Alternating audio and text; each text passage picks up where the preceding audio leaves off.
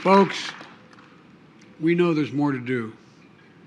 And yet yesterday, the Speaker of the House of Representatives, Kevin McCarthy, went to Wall Street. He did not tell the wealthy or the powerful on Wall Street that it was finally time for them to start paying their fair share of taxes. That didn't come up. Other than say they're going to renew the $2 trillion tax cut. Anyway, I won't. Instead, he proposed huge cuts to important programs that millions of Americans count on, millions of middle-class, suburban, as well as inner-city folks. He threatened to become the first speaker to default on our national debt, which took over 230 years to accumulate. He threatened to be the first one to default on the debt, which would throw us in a gigantic recession and beyond, unless he gets what he wants in the budget. Folks, you've got to ask yourself, what are MAGA Republicans in Congress doing? Because this is not your father's Republican Party. This is a different deal. You know, the two presidents that warned most directly against playing with the national debt were Ronald Reagan. He spoke very, very passionately about that. And he came forward. And anyway, I won't, but you know, why are they doing this? What's the purpose? The Speaker talked about limited spending, which sounds good. And by the way, I was able to cut the deficit by $1.7 billion in 2 years. And if we pass the budget I'm proposing, we'll lower the spending way beyond that just in the first. We're gonna lower the spending by $168 billion just because the way we've changed Medicare. Prescription drug costs. But let's take a closer look at what he didn't say. Critical programs for hardworking Americans, that ones they count on, will be slashed starting next year if he has his way.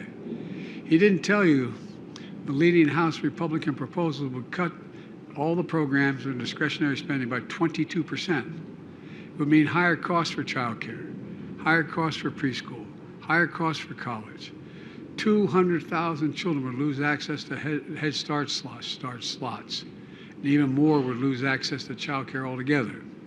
It would mean higher costs for housing, especially for older Americans, for veterans, people with disabilities, and families with children.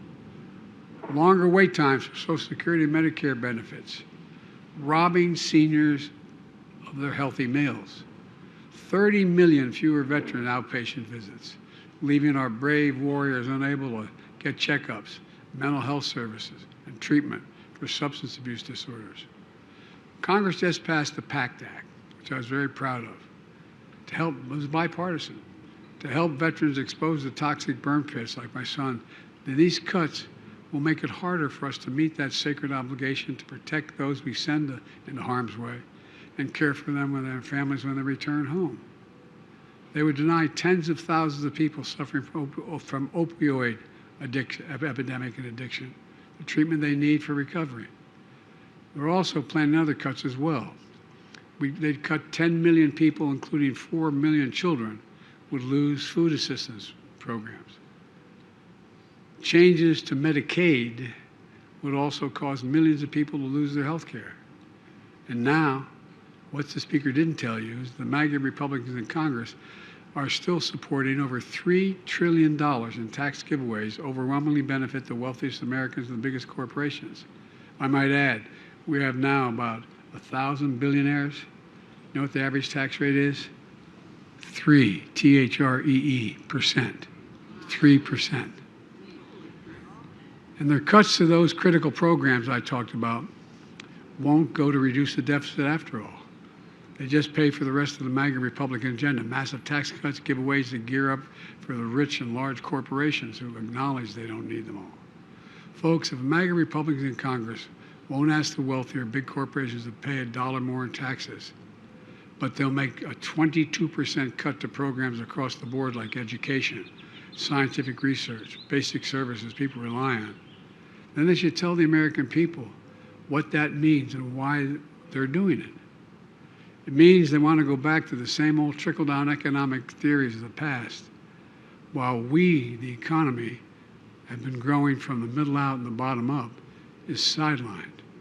Instead of investing in kids and cutting taxes for families with children, mega Republicans in Congress support more than $3 trillion in tax cuts and giveaways over the next 10 years toward those at the very top of the agenda, on the income agenda.